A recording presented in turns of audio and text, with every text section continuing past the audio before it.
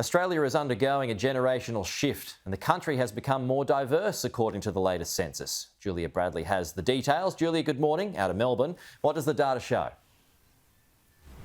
Well, Pete, there's an uprising of millennials. They're growing in number and potentially growing in influence as well. About 50 years ago, baby boomers, so people of an older age group, they accounted for about 40% of the Australian population. Now that's been diminished. So the proportion of baby boomers and millennials in Australia now is pretty much on par. Each group accounting for about 5.5 million Australians, or 21% of the population each. And this gradual trend is being attributed to an increase in migration over the years, with people typically coming into the country in their more productive years. I can tell you that the 2021 census also shows that Australia is becoming a much more culturally diverse country as well, with more than half of all Australians either a first or a second generation migrant. And India has now surpassed China and New Zealand as the third largest country of birth for Australians.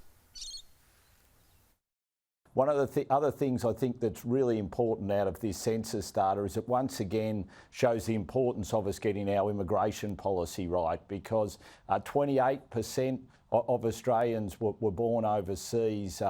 Over 50% of Australians have one parent who was born overseas.